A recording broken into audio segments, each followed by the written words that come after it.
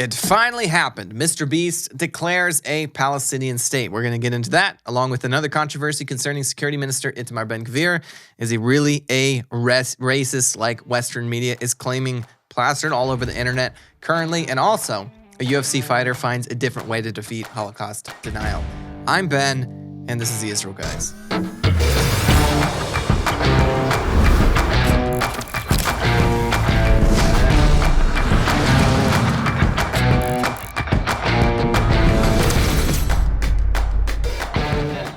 מזל טוב ומזל טוב וסימן טוב, סימן טוב ומזל טוב. שמע ישראל, שמע ישראל. Say after him. שמע ישראל. אדוני אלוהינו, אדוני אחד. אמן ואמן, ברוך שם.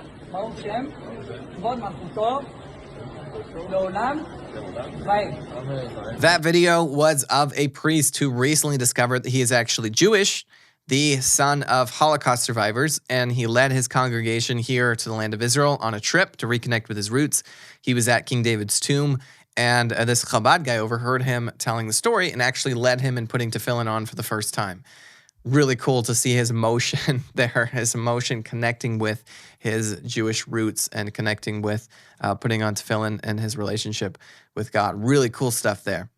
So this week, Mr. Beast released a new video. In case you don't know who Mr. Beast is, he's a YouTuber whose popularity only continues to grow with each passing month, garnering billions and billions of views each and every year. He does this by creating more and more elaborate and entertaining content, often centered around competitions, including people from his subscriber pool. His most recent video that he released this week was one of his biggest stunts to date, bringing over 200 people from around the globe to compete in a Mr. Beast-style Olympics. I'll play a clip from the beginning right here. Behind me is one person from every country on Earth. We're gonna see which country's the best. Because I flew all of them here to compete in the most extreme version of the Olympics ever created. Brought someone from every country on Earth. As you can imagine, this stoked quite a bit of controversy across the world stage, not only because of the countries he decided to include or not include, but because of his insane map redrawing skills, or lack thereof. It is crazy that politicians, world leaders, can argue in the UN over maps and borders, agreements and trade agreements, etc. And most of the world either doesn't hear about it, or if they do hear, don't care or understand it in the least bit. But today, an influencer like Mr. Beast can put out a single video and literally reach hundreds of millions of people, mainly young people, and in a subtle way make them actually care about these issues. It's truly a really unique world that we live in we're quickly stepping into even more each and every day. The balances of power and how information is disseminated are very, very, very quickly shifting. And I think very few people understand that shift. With a click of a mouse, Mr. Beast erased Taiwan, Tibet, he lumped the Crimea into Russia, he made Greenland a part of Canada, gave Afghanistan the Taliban flag, and get this one, he recognized a Palestinian state. That's right, Mr. Beast invited an Arab, presumably from Judea or Samaria, or the West Bank, as most people call it, and labeled them from the state of Palestine. Not only that, but he labeled the state of Jordan with a Palestinian flag. Is that part of Palestine as well? Let's not forget that a sovereign state of Palestine has never existed, despite the PA leaders pushing for this internationally again and again and again over the decades. The West Bank was simply a part of the territory under the British mandate at the conclusion of World War I, who took it from the Ottomans in World War I. It was then conquered by Jordan in 1948 and held under illegal military occupation. And in 1967, Israel took it back in a war of self-defense. Since then, they have poured millions of dollars into developing it, supporting the local Arab population with development, electricity, water, roads, etc. They've built communities, cities, and municipalities involving hundreds of thousands of Jews and created a thriving lifestyle for the Jews and also for many, many thousands of Arabs that live here in Judea and Samaria as well. And let's not forget that before Israel took it back in 1967, Judea and Samaria was largely a barren wilderness. Honestly, Mr. Beast probably doesn't have an opinion on this issue or any of the other national issues that he touched on in his video in the least bit. He simply parroted popular sentiments that he found on the internet without researching the issue in depth. In some ways, this is completely understandable.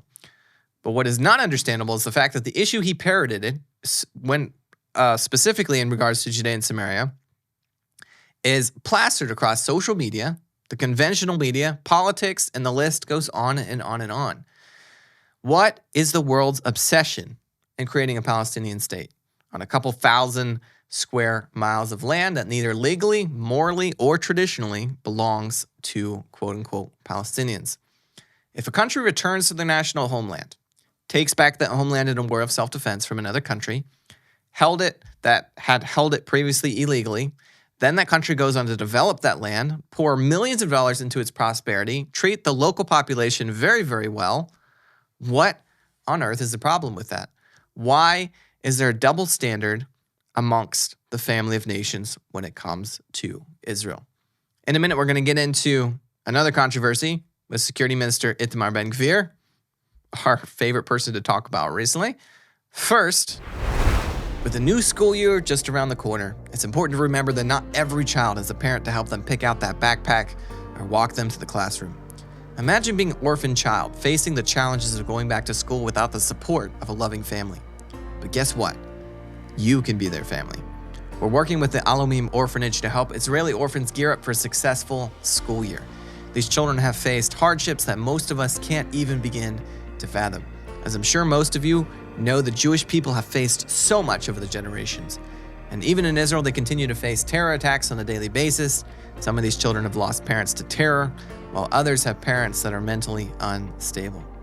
But with your help, we can make their educational journey a little bit easier. These orphans are relying on the kindness and generosity of people like you to provide these children with the tools they need to succeed.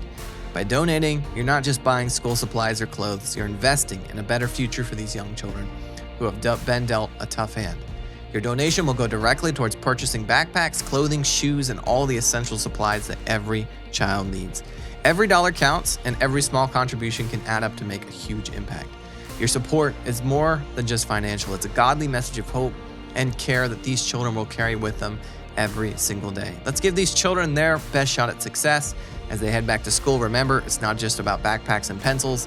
It's about showing them that they are loved and supported every step of the way. Okay, back to the controversy with Security Minister Itamar Ben Gvir. Let's play the clip that went famous. הזכות שלי, של אשתי, של הילדים שלי, להסתובב בכבישי יהודה ושומרון, יותר חשוב מזכות התנועה של הערבים. סליחה מוחמד, אבל זו המציאות, זו האמת. So people are saying that Ben Gvir admitted that he wants Israel to be an apartheid state. Unfortunately, or fortunately, depending on how you look at it, unfortunately for people who claim this clip is largely taken out of context.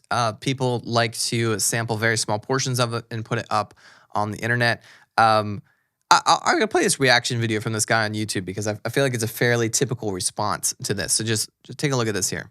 Israel's far-right National Security Minister Itamar Ben Gvir just spelled out on live TV that Israel is an apartheid state. Well, yes, according to hundreds of people online and a Palestinian member of the Israeli Knesset. When asked about increasing tensions in the occupied West Bank where Palestinians and Israeli settlers have been killed in recent weeks, Ben Gvir said that his rights trump those of Palestinians. In this interview with Israel's Channel 12 News, Ben Gvir said that his rights and his family's rights were more important than the rights of Arabs to move around, and more needed to be done to ensure the security of Jewish settlers. He said, "Sorry, but that's the reality. My right to life comes before their right to movement," referring to the occupied West Bank using the Jewish nationalist terms Judea and Samaria. And reactions to Ben Gvir's statement just keep flooding in. Ahmed Tibi, a member of the Israeli parliament and Palestinian citizen of Israel, called it the first time an Israeli minister admits on air that Israel enforces an apartheid regime based on Jewish supremacy. Apartheid, of course, is a legal term defined by international law. Honestly, like, if you watch this whole clip with Itamar Ben Gvir, it's pretty clear that it's taken out of context. But I'm going to read, Gvir's has become such a big issue that Ben Gvir's press team has released a statement specifically on this, clarifying what he was trying to say here. I'm just going to read it for you right here. They say, "This is how fake news is spread. I said yesterday on a TV broadcast that the right of Jews to live and not be murdered in terrorist attacks prevails over the right of Arabs in Judea and Samaria to travel on the roads without security restrictions. That is why checkpoints should be placed on the roads where regular terrorism and shootings by jihadists are committed against Jews. But the Israeli radical left selectively cut a section out of my statement, purposely misquoted even that, and removed the context in order to slander me as if I had made a racist declaration that Jews deserve more civil rights than Arabs. This is exactly how the left continues to fan the flame of incitement in the world against the Israeli government. Because of their cynical strategy, we are now witness to a surge of Israel haters attacking me and the state of Israel.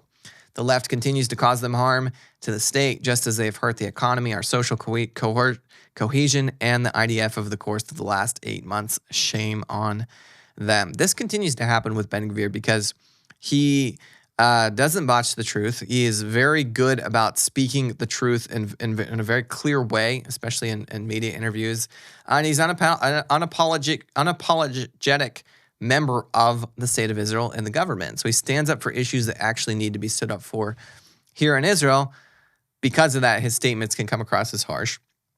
And some of these harsh statements get taken by members of the media and even leftist members here in Israel and twisted to great detriment to the great detriment of the state of Israel.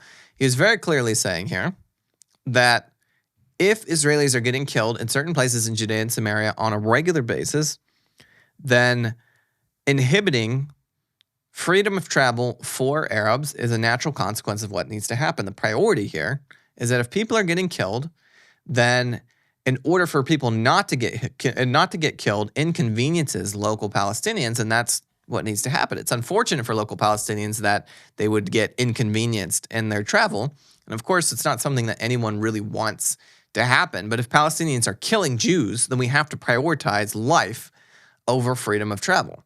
This is pretty simple. This is not necessarily about Palestinians and Jews. He's not saying that like, oh, because Jews are being killed, we should kill Palestinians, or we should let Jews travel freely and Palestinians need to be inhibited because of A, B, and C. This has nothing to do with racism or even necessarily Jews and Palestinians. It's just a very clear statement, very clear logical statement that if in order to protect Israeli life or Arab life, for that matter, if Arabs were being killed by other Arabs, the state of Israel would take these same actions in order to protect life. If it means inhibiting travel temporarily by putting up checkpoints in certain areas that would save lives, if that would save lives, then it's worth it, even if it means a slowdown in traffic. He's basically saying we have to prioritize life over traffic. And I don't think there's hardly a person in the world that would actually disagree with this if they hear the full statement, not the selectively edited statements that the mainstream media are putting out. So good on Ben Gvir for making the statement in the first place, and also good for clarifying this as well. In other news, I found this article from JNS that I thought was really good. You may have seen this going around on social media, but they say, white supremacist Richard Spencer was punched in the face during a live broadcast in 2017, leading to a viral debate about the propriety of punching Nazis. More recently, Natan Levy, an Ultimate Fighting Championship, the UFC, mixed martial arts fighter who is Jewish, took several swings at a Holocaust denier during a bout. The fight originated on X, formerly Twitter, when Levi wrote on July 10th that a white nationalist had posted a shirtless photo and was built like a chopstick, and certainly no threat. Someone who goes by Ben responded, "I'll drive to Vegas any day of the week to spar you on behalf of Nicholas Fuente and America First. Fuente is a Holocaust denier and white supremacist." So they actually did it. They decided to go through with the fight. I'm going to play a little bit of the clip. Continued from the JNS article, it says, before the fight begins, Levi asks Ben, who is Nicholas Fuente? Tell me. Ben describes the 25-year-old as a leader of America First. It's a political movement based on furthering Christian values in the United States. Add a segue that this does not represent Christian values in the United States in the absolute least bit. Ben added that he was just messing around and not a hateful person, but rather someone who loves everyone. In response to Levi's comment that Fuentes denies the Holocaust, Ben says that the latter is more of a revisionist. Levi asked what is being revised, and Ben says the numbers of those murdered has changed over time. When asked how many were killed, Ben said that he wouldn't know off the top of his head. Levi responds that it was 6 million, and each had a face. Let's go to the cage, he says. You know, it's just a kid, probably a dumb kid. I'm not going to hurt him too bad, but a lesson has to be taught. here about trolling. Education is painful sometimes. Basically what happened is Levi mopped the floor with this guy, like absolutely mopped the floor with him. And afterwards they came out together and Levi put his arm around this other guy. And Ben says 6 million Jews were killed in the Holocaust. And Levi corrected him and said murdered. And Ben said 6 million Jews were murdered in the Holocaust. They said, okay, that's good now. Levi concludes before hurling an obscenity at Fuentes. So absolutely fantastic stuff there. Sometimes, and I'll also say that Levi was very clear in other interviews over this matter that he doesn't condone beating up people to teach them a lesson. But since this guy had specifically said that I'll come and face you in a fight, he took him up on his offer. You know, he is a UFC fighter. He does this for a business. You know, he does this as his day job. And so, you know, if you're in this kind of position and somebody challenges you, this is a fantastic way to take on Holocaust denial, anti-Semitism, all this kind of stuff. We love to hear it. We love to see it. We're in for it. Sometimes all it takes is a good looking to strip someone of their ingrained arrogance, especially when it comes to racism. There's nothing like getting beaten up by somebody of a race that you feel like is inferior to your own. Guys, as always, tune out the fake news and tune into what is actually happening here in the land of Israel. We'll be back every day, Monday through Friday, with your direct connection to the land, people of Israel.